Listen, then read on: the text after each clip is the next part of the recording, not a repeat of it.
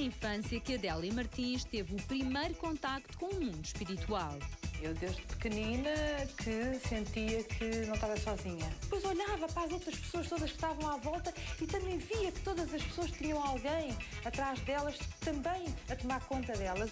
Depois de anos de dúvidas, castigos e humilhações, Adélia é hoje uma mulher feliz por ter o dom da mediunidade. Não perca, já a seguir.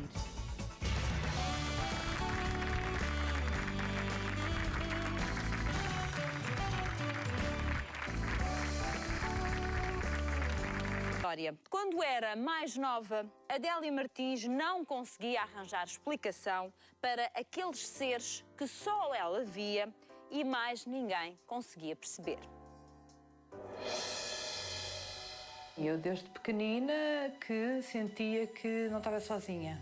Eu comecei a ver pequenas luzes à minha volta. Brincava com elas, tentava apanhá-las, inclusivamente.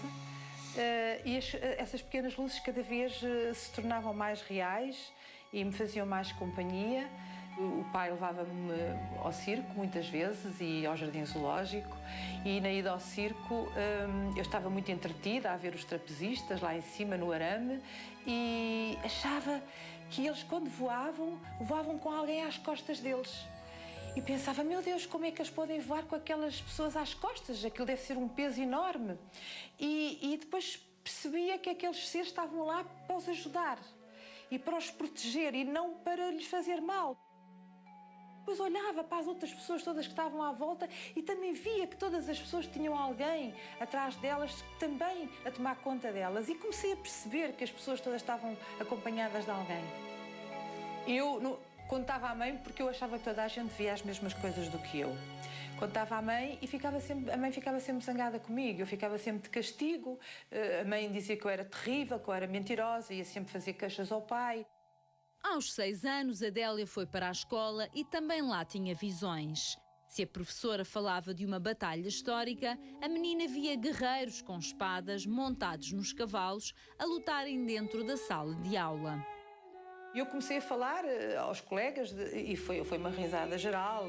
Perguntaram-me inclusivamente se tinha ido beber o whisky às garrafas do meu pai e fui gozada pelos miúdos todos e aí apercebi-me de que não podia mesmo não só confiar nas outras crianças, como também nem na mãe nem no pai. A menina tornou-se mulher e aos 18 decidiu rumar para a África em plena guerra colonial. Adélia sentiu um chamamento para ajudar os outros e durante 2 anos foi voluntária na Guiné. O coração falou mais alto. Senti o sino, aquele sino a tocar dentro do meu coração.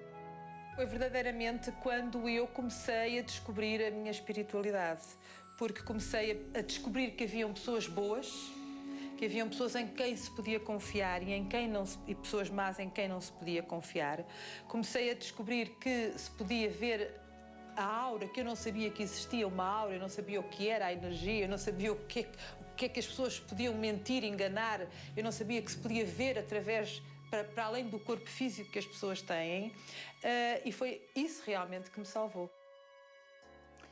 E pela primeira vez em toda a vida, Adélia sentiu-se em paz desde então, tem feito muitas descobertas e pôs o seu dom, ao serviço de quem a rodeia. Aos 30 anos, conheceu a filosofia do yoga e com ela começou a encontrar respostas para as coisas que via desde criança. Pela primeira vez na vida, Adélia sentiu-se em paz. Foi realmente o arranque, a meta, a prancha do meu salto foi o yoga. E depois, através do yoga, veio a meditação, comecei a fazer alguns cursos. Depois começaram a aparecer alguns mestres de Reiki, alguns mestres de energia quântica e fui fazendo também, depois começaram a acontecer as regressões espontâneas, eu também não sabia o que eram regressões. Durante 13 anos viajou pelo mundo e percorreu lugares sagrados onde aprofundou o lado espiritual. Depois de adquirir os ensinamentos, Adélia sentiu-se preparada para transmitir o seu saber e assim encontrou um propósito de vida, uma vida onde já não se considera diferente. Já dou curso há 10 anos, dou cursos de Reiki, de Quântica, de meditação, Dou cursos para jovens, desde cursos para crianças a cursos para jovens e para adultos, e faço a manipulação da energia através da imposição das mãos, através das limpezas e através da leitura da aura, aqui nas consultas particulares. Seria muita falta de humildade da minha parte e seria de muito mau gosto eu estar-lhe a dizer que isto é um dom, porque não é. Isto é apenas uma capacidade que toda a gente tem, talvez um bocadinho mais desenvolvida, talvez eu tenha. É como quando se vai à escola, uns estudam mais e outros estudam menos. Agora, sim, quando era criança eu achava que era um tormento, não é?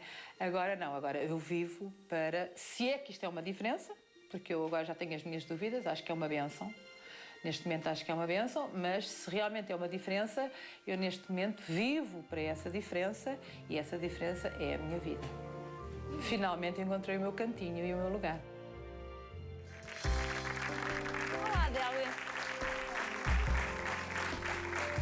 Bom, eu fico sempre feliz quando ouço um testemunho em que percebo que as pessoas estão muito em paz com o caminho que fizeram. A mim deixa-me particularmente até relaxada na entrevista, porque acho que é bom sinal, é bom. Mas eu acho que aqui no caso da Adélia há tantas coisas para contar que podem ajudar outras pessoas que se sentem ainda incompreendidas a se calhar mais facilmente encontrar o seu caminho. Quando era garota e começou a ter as primeiras, vamos lhe chamar visões, para que seja mais fácil para as pessoas, ou a sentir coisas diferentes, ou a ver aquilo que ninguém via. Como é que lidava com isso sozinha? Porque era pequenita, deveria assustá-la com certeza, calculo eu. Bom, como eu disse na peça, eu ao princípio achava que toda a gente via as mesmas coisas que eu via. E só quando comecei a ser castigada pelos meus pais, particularmente pela minha mãe, e comecei a ser apelidada de mentirosa e de estar sempre a inventar coisas e a perturbar, é que comecei a sentir que alguma coisa de estranho se passava comigo, não é? Comecei-me a retrair mais e a pensar que a minha mãe dizia: isso é tudo a tua cabeça, estás sempre a inventar, és uma mentirosa. Que coisas é que lhe contava? Dê-me assim um exemplo para nós percebermos. Eu contava, por exemplo, eu saía com a minha mãe à rua, a minha mãe encontrava uma amiga. E a amiga começava a contar coisas, a falar coisas à minha mãe. E eu dizia a uma mãe: isso é tudo mentira. E a minha mãe, coitada, que se tivesse ali um buraco metia-se, não é? Metia-se lá. E dizia: cala-te, rapariga, cala-te. Quando chegares a casa, vamos conversar e tal. E a minha mãe ficava atormentadíssima e, claro, eu quando chegava a casa era logo castigada. Porque eu sabia que aquelas coisas que aquela senhora estava a contar era uma intuição. Eu não sabia porque é que eu achava que aquilo era mentira. A senhora ficava muito corada, mas o que é um facto é que a minha mãe depois, mais tarde, vinha às vezes a comprovar que aquilo era mentira. Eu peço-lhe pedi-lhe para contar este episódio para nós termos a noção que estas situações que a Adélia retrata não é apenas ver na sala de aula, quando se falava na história, ver homens com espadas, etc. Era também uma intuição em relação à energia das pessoas que circulavam à sua volta. Sim, é também um pouco isto. Também isso. Porque estar uma senhora a falar e uma garotinha sentir que a senhora só estava a dizer mentiras, para a mãe devia ser muito desagradável. Era horrível. A minha mãe, coitadita, eu sei que a minha mãe sofreu muito comigo. Muitos anos mais tarde, o meu pai tinha uma firma de fornecimento de navios e chegou a casa e disse que tinha feito o negócio da vida dele. E eu imediatamente disse: paizinho, isso vai ser um horror, vai ser a tua falência. Meu Deus do céu. Tu vais falir, paizinho, não faças isso. Tinha quantos anos, lembra-se? 16 anos. E o meu pai disse: mas rapariga, não me digas isso. Não, por favor, isto é o negócio da minha vida. Era uma grande exportação de garrafões de azeite para o Brasil. Uns grandes garrafões de azeite redondos, 25 litros de azeite cada garrafão. Claro, meu pai não teve em conta, não é? Achou mais uma vez que era um delírio, Era um delírio, e fez-se a exportação do azeite, que os garrafões só tinham o gregal. O azeite estava no gregal, porque todo o garrafão levava água. E foi efetivamente a falência do meu pai. que teve que ir trabalhar como fiel de armazém de um jornal, que já não existe, mas que era muito conhecido ali no bairro. Ou seja, Alto. passou de empresário para um homem com um trabalho muito mal fiel de pago. armazém. Portanto, estes dois episódios são bastante exemplificativos. Uma outra questão, Adélia. Chegava a sentir alguma coisa, por exemplo, em relação à saúde de alguém? Claro que sim. E também de pequenita? Também de pequenita. De pequenita. Também de pequenita. E lembra-se de alguma história? Já vi que tem uma ótima memória, que há muita coisa que se lembra. Sim, Lembra-se também assim, de de alguma pequenita. coisa? Também de pequenita. A minha avó tinha partido uma perna, tinha a perna engessada e tinha chegado à altura de ir ao Hospital de Santa Maria retirar o gesso da perna. E tinha-nos dito, tinha ido lá à casa e tinha dito, amanhã vou ao hospital para me ser retirado o gesso da perna. E eu disse, vozinha, não vás amanhã.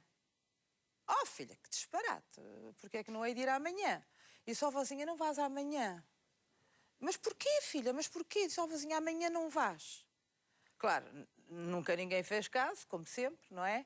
A minha avó foi retirar o gesso da perna, retirou o gesso da perna, serraram-lhe o gesso e ela saiu da marquesa para se pôr em pé, caiu e partiu a outra. Bem, incrível.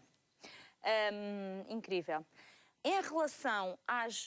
Agora vamos falar das visões. Quando a Adélia via alguém, via fisicamente a pessoa... Tem algumas características mesmo, ou só vultos? Não. Via? Via mesmo. Via mesmo. É como se fosse a ver uma pessoa em carne e osso. Sim. Havia comunicação ou a Adélia era uma simples observadora daquele ser? Ao princípio, eu só ouvia a imagem da pessoa com os traços muito nítidos. Por exemplo, aquela senhora que me aparecia à mesa lá na nossa casa de jantar, que eu comecei a ver sentada... Conta esse episódio para sabermos que nós aqui em casa não sabemos. Esse episódio... Senhora era esta que lhe aparecia lá em casa sentada à mesa? À mesa, pronto. Então, como eu era sempre muito castigada pela mãe, por causa das minhas doidices, destes desvaneios, como a mãe dizia, eu era encerrada num quarto escuro, um quarto interior que havia em casa, não tinha janelas, e estava permanentemente de castigo. Pronto. A mãe... dizia, estás sempre com os teus desvarios, és uma mentirosa, vais de castigo para o quarto escuro. Que era onde o pai punha as ferramentas e não sei o quê. Então, a mãe punha-me lá dentro e eu ficava lá fechada.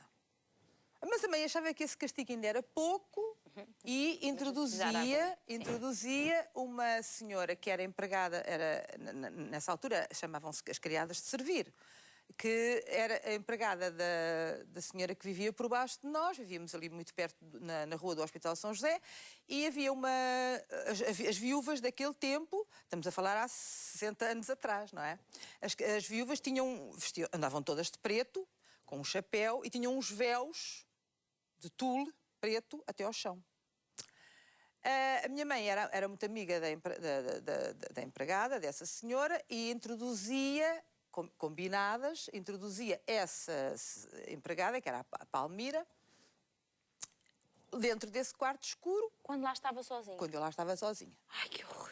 Vestida de preto, com o dito véu até aos pés. Como se o quarto escuro já não fosse suficiente. Ainda vinha a senhora toda carregada de preto. Que era a Coca. A senhora entrava e fazia, oh, tu portas-te mal. Ai, que horror! És feia. E eu, xixi... pelas pernas abaixo, muito quentinho, tremia como varas verdes e ali a Coca dizia, vais ser muito castigada porque és uma menina muito feia, és muito mentirosa, dava a volta e saía e eu ali ficava petrificada. Foi nessas alturas de muito terror que começaram a aparecer as tais luzinhas.